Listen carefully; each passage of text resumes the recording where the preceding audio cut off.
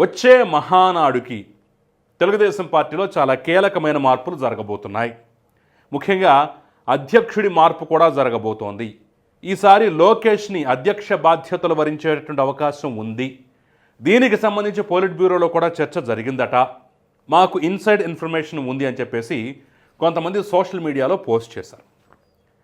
మళ్ళీ చెప్తున్నా, నిజంగా ఇలాంటి చర్చ తెలుగుదేశం పార్టీ పోలిట్ బ్యూరోలో జరిగిందా జరగలేదనేది అయితే నాకు తెలియదు.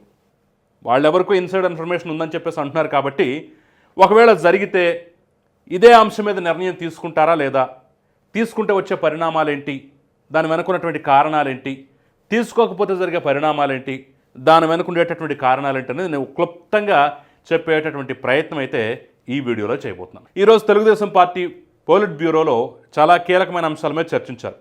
ఆ అంశాలు ఏంటయ్యా అంటే, ముఖ్యంగా పార్టీ కోటి సభ్యత్వాలను దాటడం ఆ అంశం మీద, దాంతోపాటుగా అందరూ ఎదురు చూస్తున్నటువంటి పాయింట్ నామినేటెడ్ పోస్టుల భర్తీ. సో తొందరలోనే దీనికి సంబంధించి కీలకమైనటువంటి నిర్ణయాలు వచ్చే అవకాశం, కీలకంగా కొన్ని జాబితాలు కూడా రిలీజ్ అయ్యేటటువంటి అవకాశం అయితే చాలా స్పష్టంగా కనిపిస్తుంది.